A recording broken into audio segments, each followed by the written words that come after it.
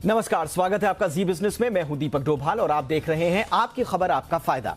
देश में ओमिक्रॉन का खतरा बना हुआ है, लेकिन राहत की बात यह है कि यह तेजी से फैलता तो है मगर डेल्टा जितना घातक नहीं है। फिलहाल जो प्रीलिमिनरी इंफॉर्मेशन आई हैं उनके मुताबिक हम ये कह रहे हैं, ऐसे में इससे बचने के लिए वैक्सीनेशन ही सबसे कारगर उपाय बताया जा रहा है। लेकिन सरकार की तमाम कोशिशों के बाद भी बड़ी तादाद में लोग वैक्सीनेशन को लेकर लापरवाही दिखा रहे हैं। ये लोग अपने साथ साथ दूसरों के लिए भी खतरा बन रहे हैं और आज हम इसीलिए इस मुद्दे को उठा रहे हैं। जानने की कोशिश करेंगे कि ऐसे लोगों में टीकाकरण को लेकर अब क्या सख्ती बरतने की आवश्यकता है। कुछ राज्यों में और कुछ राज्यों के कुछ खास इलाकों में ऐसी पहल हो भी रही है जहां पर यह कहा जा रहा है कि अगर वैक्सीनेशन नहीं लगाया तो आपको सरकारी फायदा नहीं होगा, पब्लिक प्लेसेस पर आप नहीं जा सकते। लेकिन इसके लिए कोई बड़ी पॉलिसी बनाने की आवश्यकता है क्या? जिन लोगों ने वैक्सीनेशन अब तक नहीं लिया है उन्हें जागरूक कैसे किया जाए, टीका लगवाने के लिए प्रेरित कैसे किया जाए, सरकारें क्या क्या कर सकती हैं, तमाम बातों पर चर्चा। पहले रिपोर्ट, खास मेहमानों के साथ लौटेंगे।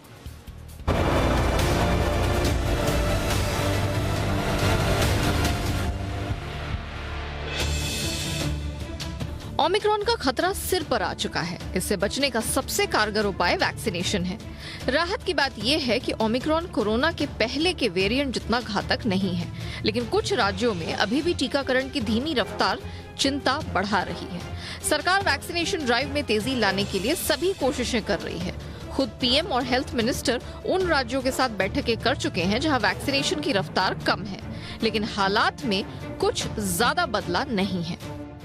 वैक्सीनेशन को लेकर राज्यों की बात करें तो झारखंड में करीब 67% लोगों ने ही पहली डोज ली है, वहीं महज 31% लोग ही फुल्ली वैक्सीनेटेड हैं। पश्चिम बंगाल में 67% लोगों ने पहली डोज और 33% लोगों ने दोनों डोजेज ले ली हैं। नॉर्थ ईस्ट के राज्यों में हालात ज्यादा खराब हैं। मेघालय में 44% ने पहली डोज और केवल 30% ने दोनों डोजेज ही ली हैं। मणिपुर में 46% ने पहली और 33% ने दोनों डोजेज ली हैं। अब सवाल उठता है कि वैक्सीनेशन को लेकर लापरवाही दिखाने वाले लोगों को कैसे टीकाकरण की मुहिम से जोड़ा जाए। महाराष्ट्र के औरंगाबाद में 65% ने पहली और केवल 28% ने दूसरी डोज ली है। ऐसे में वहां के प्रशासन ने एक भी डोज नहीं लेने वाले को पेट्रोल पंप पर तेल नहीं देने का फरमान सुना दिया है। वहीं जो भी ऑटो ड्राइवर वैक्सीनेटेड नहीं होगा उसकी गाड़ी सीज कर ली जाएगी। केरल में जिन लोगों ने वैक्सीन नहीं लगवाई है उन्हें कोरोना का मुफ्त इलाज नहीं मिलेगा। पंजाब में जिन कर्मचारियों ने एक भी वैक्सीन नहीं ली है उन्हें छुट्टी पर भेजने का फैसला किया गया है। वहीं तमिलनाडु के कई जिलों में टीका नहीं लेने वालों को पब्लिक प्लेस पर जाने से प्रतिबंधित कर दिया गया है। बिहार में टीका नहीं लगवाने वाले लोग सरकारी दफ्तरों में नहीं घुस सकेंगे। विदेश की बात करें तो ग्रीस में 60 साल के ऊपर के जिन लोगों ने वैक्सीनेशन नहीं कराया है उन पर अगले महीने से पर मंथ 100 यूरो की पेनाल्टी लगा दी है। ऑस्ट्रिया ने भी फरवरी तक वैक्सीन नहीं लगवाने वालों को 7,200 यूरो का फाइन लगाने का फैसला किया है। वहीं स्पेन ने अपने यहां अनवैक्सीनेटेड लोगों की ट्रैवलिंग करने पर रोक लगाने का फैसला किया है। फिलहाल ओमिक्रॉन के खतरे से बचना है तो वैक्सीनेशन जरूरी है। देश में टीके की कमी नहीं है, लेकिन जब तक हम जिम्मेदार नहीं बनेंगे कोरोना का डर बना रहेगा। ब्यूरो रिपोर्ट, जी बिजनेस।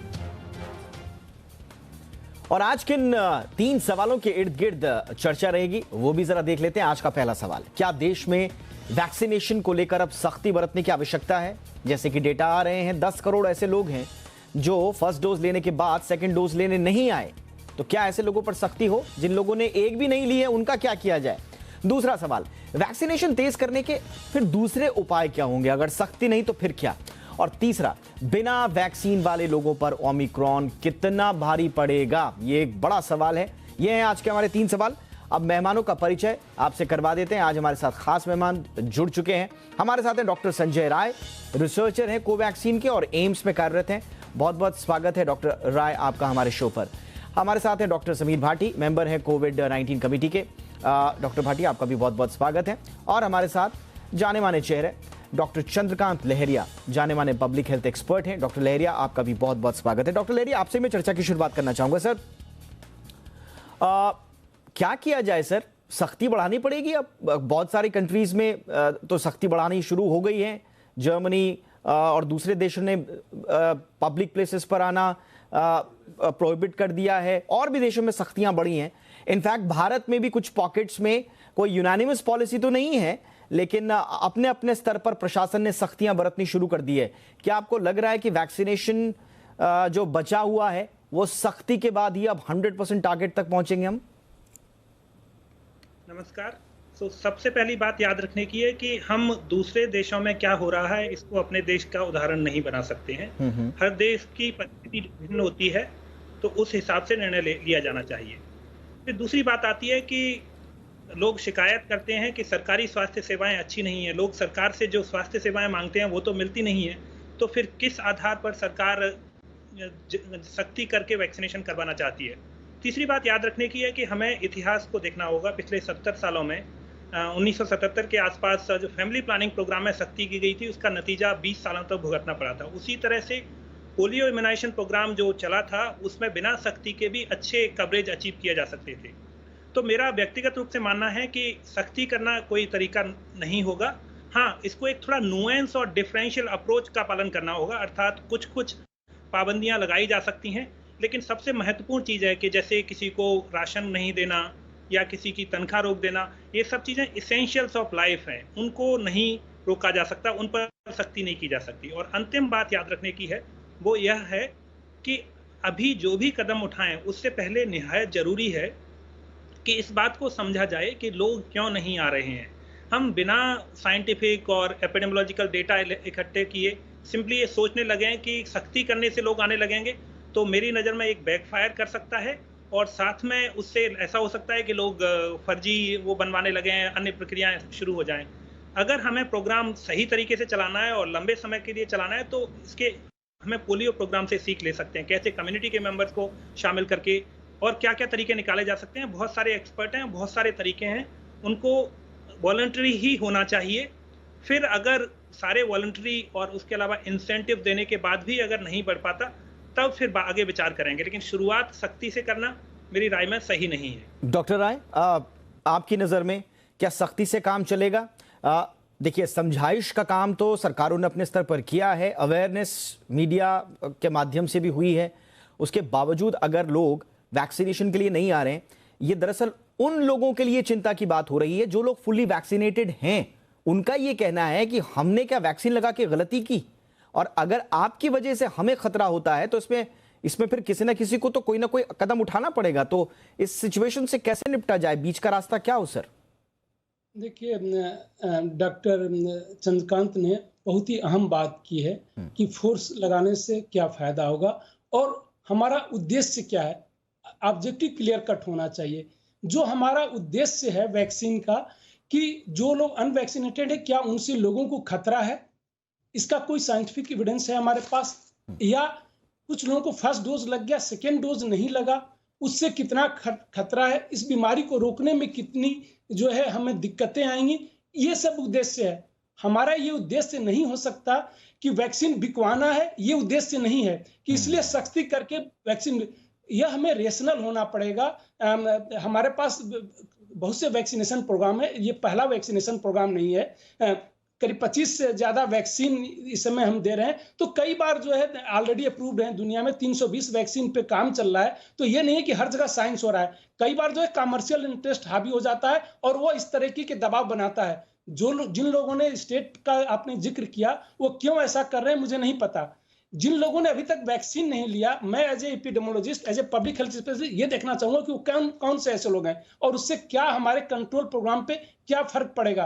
पहली बात, अगर मान लीजिए उनको नेचुरल इन्फेक्शन हो चुका है और उन्होंने वैक्सीन उसके बाद नहीं लिया है, तो मेरे हिसाब से उससे जो है डिजीज के कंट्रोल पे कोई प्रभाव नहीं पड़ेगा। क्योंकि आज की डेट में जो हमारे पास एविडेंस है वो ये है कि जो एक बार नेचुरल इन्फेक्शन से रिकवर्ड हो चुका है वो बेस्ट प्रोटेक्टेड पर्सन है, उसके बाद वैक्सीन वाले आते हैं, तो शायद उसका डिजीज कंट्रोल पे कोई प्रभाव नहीं पड़ेगा। हाँ, उनको आइडेंटिफाई करना कई बार मुश्किल होता है। तो ये है, अगर हमारा उद्देश्य कंट्रोल करना है, उनसे रिस्क कितना है वैक्सीन को, ये हमें समझना चाहिए। वैक्सीन सीवियरिटी कम करता है, डेथ कम करता है, इन्फेक्शन को रोकने में कारगर नहीं है। जिन लोगों को वैक्सीन लगा उनको भी इन्फेक्शन हो सकता है और वायरल लोड बहुत से एविडेंस जनरेट हो चुके हैं, नया वायरस नहीं है ये। 2 साल में हमने इतने एविडेंस जनरेट कर लिए, वह जो है दूसरों को भी इन्फेक्शन उतना ही दे सकते हैं। तो फिर वह जो है कि दूसरों को जो है इन्फेक्शन वो नहीं देंगे, यह प्रीमाइस पे जो है जबरदस्ती करना यह कहीं से सही नहीं है, यह और निगेटिव होगा। और इस प्रोग्राम के लिए तो हमें नहीं लगता है, क्योंकि हिंदुस्तान में सेकेंड वेव में जिस तरीके इन्फेक्शन हुआ था, बहुत से ज्यादा लोग ऑलरेडी इम्यूनाइज्ड हो चुके हैं नेचुरल। मैं थोड़ा सा कंफ्यूज हो गया हूं डॉक्टर राय, मैं थोड़ा सा कंफ्यूज हूं आपकी बातों से, लहरिया साहब की बातों से ऐसा लग रहा है कि वैक्सीनेशन को 100% का जो टारगेट हमने रखा है, शायद उस पे भी हम जल्दबाजी कर रहे हैं, या वो भी उसकी भी आवश्यकता, ऐसा है क्या कि अगर हम जोर दे रहे हैं कि ज्यादा से ज्यादा लोगों को वैक्सीनेशन के दायरे में आए और उसके लिए क्या क्या उपाय हों, जिसमें एक ऑप्शन, जाहिर सी बात है लोकतांत्रिक देश है, सख्ती से कोई काम नहीं होगा, लेकिन कुछ पाबंदियां लगाकर, कुछ संवैधानिक दायरे में कुछ पाबंदियां लगाकर अगर वो टारगेट हम लोग अचीव कर पा रहे हैं तो उसमें कोई बुराई है सर क्या? दीपक जी, रेशनल होना चाहिए, क्योंकि मुझे सिर्फ कोविड का ही नहीं, हम लोगों ने बहुत ट्रस्ट से जो है वैक्सीनेशन प्रोग्राम को चलाया हुआ है। जो लोग पब्लिक हेल्थ में काम करते हैं, कोविड छोड़िए, पोलियो को भी रोकने के लिए कितना ट्रस्ट हुआ। अगर ऐसे ही चलता रहा तो लोगों का ट्रस्ट भंग होगा। मुझे कोविड से ज्यादा बाकी वैक्सीनेशन प्रोग्राम की चिंता है, वह सफर न कर जाए। यह एक बहुत अहम इशू है। तो हमें रेशनल होना पड़ेगा कि जबरदस्ती वैक्सीन, अगर किसी को कोविड रिकवर्ड हो गया तो उसको वैक्सीन लेने की आज की डेट में जो है कोई एडिशनल बेनिफिट होगा, ये कोई एविडेंस है ही नहीं पूरी दुनिया में। कुछ तो उन्होंने एविडेंस ये जनरेट किए हैं कि लाइफ लॉन्ग शायद उनको इम्यूनिटी हो जाएगी। उनको जो है सिर्फ एंटीबॉडीज बढ़ जा रहा है, इसलिए कहना ये सही नहीं है। और इसीलिए शायद पब्लिक हेल्थ स्पेशलिस्ट जो है कहीं नहीं करते। कई बार लोग जो है जिनको वैक्सीन से कोई मतलब नहीं होता, ये जो स्पेशली वो लोग जो आपदा में जो है अवसर खोज रहे होते हैं, वह इस पे लेकिन ये आपने एक वाकई में ये जो एंगल आपने जोड़ा, इस पर भी गौर करने की आवश्यकता होगी, खास तौर से पब्लिक पॉइंट ऑफ व्यू से। क्या वाकई में जहां पर सख्तियां हो रही हैं उन पर कोई दबाव है? क्या उन पर किसी फार्मास्यूटिकल लॉबी का दबाव है, या कोई ऐसा अनैतिक दबाव है कि वो वैक्सीन ज्यादा से ज्यादा लोगों तक पहुंचने के पीछे वैक्सीन को बेचने की मंशा पाले हुए हों? ये एक इंपॉर्टेंट फैक्टर जरूर होगा जिसको मद्देनजर हमें रखना होगा। बहरहाल डॉक्टर भाटी, आपकी राय इस पर क्या है? अगर सख्ती नहीं तो फिर क्या डॉक्टर भाटी? से जुड़े हैं और ज़्यादातर लोगों के मन में जो अब फिलहाल प्रश्न होते हैं, पहले हम जब बात कर रहे थे जिस टाइम डेल्टा वेरिएंट आया था, उसके बाद अचानक से हमारे पास वैक्सीन के लिए बहुत ज़्यादा रजिस्ट्रेशंस, हमें क्यू मैनेज करना, उनके अपॉइंटमेंट्स मैनेज करना, इन सब चीज़ों में बहुत डिफ़िकल्टीज हो रही थी। पर अभी फ़िलहाल कुछ टाइम से जो लोगों के मन में जो क्वेरीज आ रही है, जब भी जहाँ भी ड्राइव करने जाते हैं, स्पेसिफिकली कुछ ऐसे जो डेटा मिलता है जो अनवैक्सीनेटेड है, तो उनका ज़्यादातर बस 1 या 2 इस तरह के प्रश्न होते कि अब तो कोविड चला ही गया है तो अभी क्या वैक्सीन की ज़रूरत है कि नहीं, या फिर उनको कि कुछ लोग उनके सराउंडिंग में उन्होंने देखे कि उनको भी इन्फेक्शन तो हो ही गया, कोविड हुआ था, या देखे या उन्होंने सुने कि इन्फेक्शन तो फिर भी हो जाता है। या कुछ लोगों का ज़्यादातर कहना होता है जिन्होंने नहीं लगाई है, जिनकी मैं बात कर रहा हूँ, सेकंड डोज नहीं लिए, या कुछ लोग हैं जिन्होंने फर्स्ट डोज भी नहीं लिए, कि साइड इफ़ेक्ट को लेके उनके मन के अंदर एक एंग्जाइटी है। तो इस तरह की ज़्यादा है। और अभी थोड़े से दिनों में, पिछले 4-5 दिनों में जो कुछ लोगों के सवाल थे कि ओमिक्रॉन पे ये काम करेगी कि नहीं, तो ये जो ग्राउंड लेवल पे कुछ इस तरह के सवाल होते हैं, वो मैं आपको बता रहा हूँ, यही सब कारण रहते हैं जी। इसमें सिर्फ उनको हम एक्सप्लेन करते हैं कि भाई अभी भी आप जो प्रीडोमिनेंट वेरिएंट है वो डेल्टा है, और डेल्टा के ऊपर इस वैक्सीन की काफी एफिकेसी है, जो हमें उनको बताना होता है।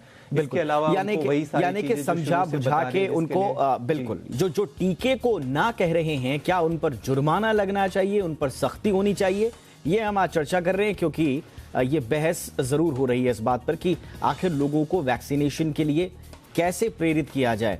डॉक्टर चंद्रकांत लहरिया, आपने कहा कि सख्ती की आवश्यकता नहीं है और सख्ती बिल्कुल नहीं होनी चाहिए, लेकिन फिर अप्रोच क्या हो?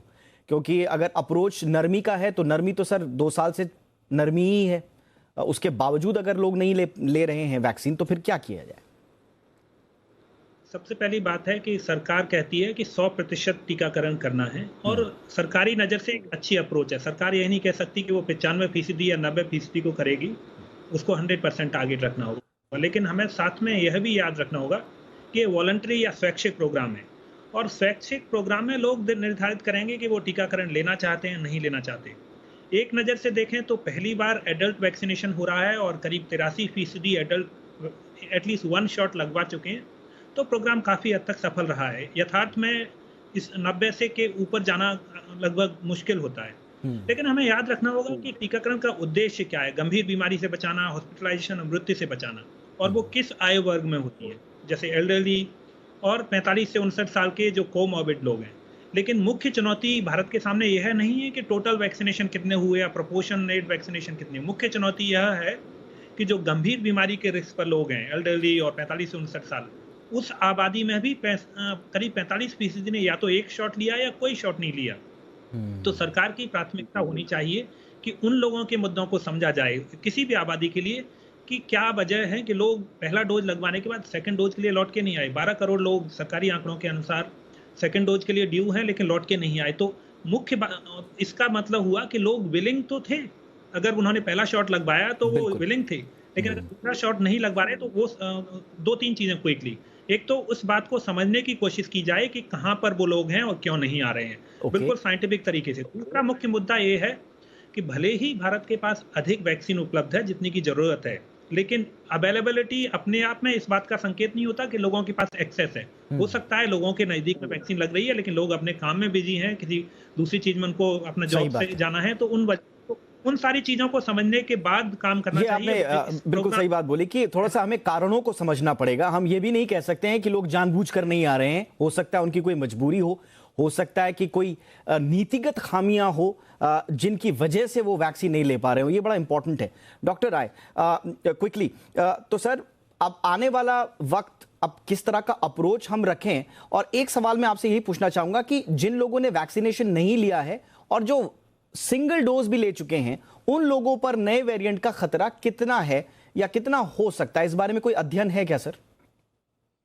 नहीं, अभी नया वेरिएंट तो देखिए 24 को पहली बार रिपोर्ट किया साउथ अफ्रीका ने। WHO को 2 दिन के अंदर 26 को वेरिएंट ऑफ कंसर्न, 26 नवंबर को वेरिएंट ऑफ कंसर्न में है। तो अभी कुछ भी जो है एविडेंस नहीं जनरेट है कि कितना ये होगा। जो एविडेंस जिस बेसिस पे उन्होंने वेरिएंट ऑफ कंसर्न डिक्लेयर किया, पहला कहा कि इन्फेक्टिविटी ज़्यादा है और दूसरा एग्जिस्टिंग इम्यूनिटी को बाईपास करने की क्षमता है। और क्योंकि जो हांगकांग में 2 केसेस हुए थे, वो दोनों ही मैसेंजर आरएनए वैक्सीन उन्होंने लिया हुआ था, फुल्ली वैक्सीनेटेड थे। इजराइल में कुछ केस हुए इवन बूस्टर लेने के बाद। तो इसलिए, बट अगर सीवियरिटी नहीं हो रही है तो हमारा पर्पस सॉल्व हो जाता है।